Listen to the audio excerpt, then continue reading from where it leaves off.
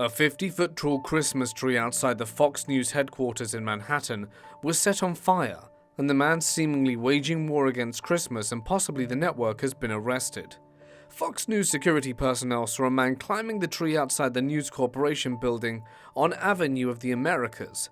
The tree was then covered in flames. A live broadcast at the time commented while seeing this happen, "It appears that our giant Christmas tree there just a few minutes ago was completely engulfed in flames." Video footage of the fire was shared across social media. Police have arrested Craig Tamahana in connection with the attack. He has since been charged with arson, criminal mischief, reckless endangerment, criminal nuisance, endangering others, criminal tampering, criminal trespassing, and disorderly conduct. Tamahana, who has no known addresses and the police believe is homeless, are investigating whether mental illness or drugs were involved. He has been arrested before for smoking K2, a synthetic drug. It was not immediately known if he has retained a lawyer. In this next clip, the terrifying reality of poor cybersecurity has been brought home to one family in Mississippi when the security cameras in the children's room were hacked. The camera had only been installed in the bedroom 4 days before it was compromised.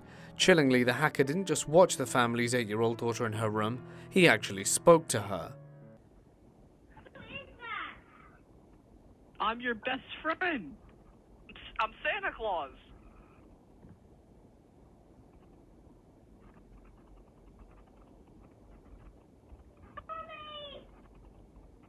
I'm Santa Claus. Don't you want to be my best friend? I'm Santa Claus. Don't you want to be my best friend? The unknown cybercriminal taunted, causing the young girl to scream for her mum. The mother watched back the footage from the camera and was horrified. She goes on to say she watched the video and her heart almost leapt out of her chest. She didn't get to the end where she was screaming "Mummy, Mummy, Mummy" before she ran inside. They could have watched them sleeping, changing, and they could have seen all kinds of things. Ring, which has made a name for itself, is popular for their line of video camera-enabled doorbells and is owned by retail giant Amazon, who left a statement. "Customer trust is important to us and we take the security of our devices seriously. Our security team is investigating this incident and we have no evidence of an unauthorized intrusion or compromise on Ring's system or network." According to the website Tech Motherboard, hackers have actually created bespoke software for breaking into Ring devices. The site suggests that these software tools are openly discussed on internet forums. This story is so creepy as it highlights vulnerability which can be compromised to allow third parties to speak to and have visibility over your children via insecure video messaging.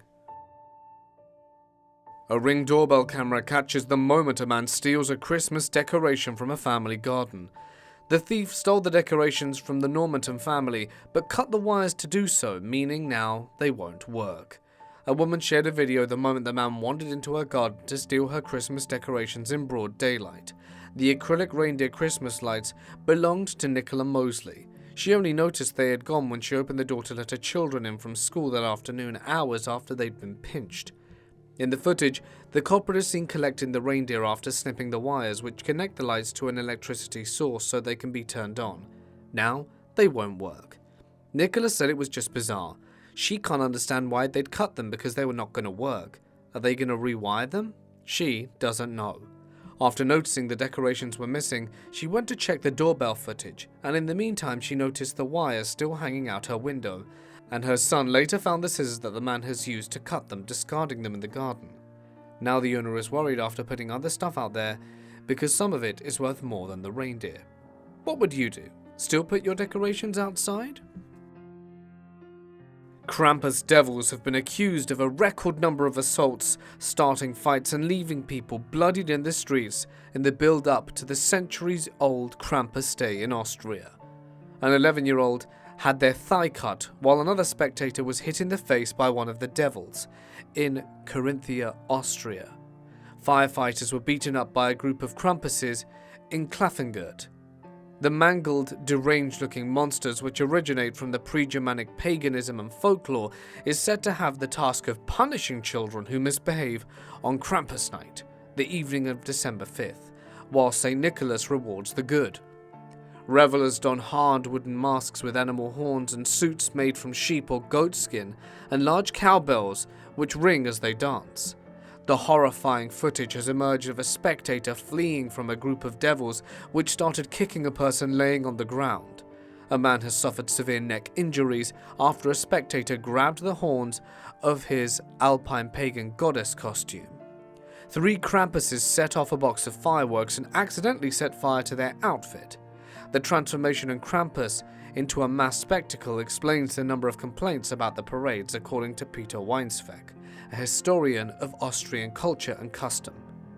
Since the 17th century, the Krampus was a sidekick of St. Nicholas, who greeted well-behaved children with gifts on December 6th, but his role evolved to scare children at their doorstep in the 19th century. A growing support for Austrian folk customs meant interest in the devil outgrew the saint, including a Krampus run which saw around 1,000 goat demons roaming Salzburg on November 23rd. Traditional Krampus associations in the city have enforced codes for the devil impersonators to make spectators' skin crawl, with his appearance and movement not cause for fear or even panic. The Krampus in Anif Salzburg are forbidden from hitting spectators with their branches and cowtails, as well as consumption of alcohol until their mask is removed. But attempts to impose have been more difficult, as the group stands on an anonymous collective which makes it more likely they will overstep boundaries. The aim of the Krampus is not to hurt people after all, it's to take their fear away. In the end, good always triumphs over evil. And that is the end of tonight's video. I hope you enjoyed, and we wish you all a very Merry Christmas and a Happy New Year. Hope to see you soon.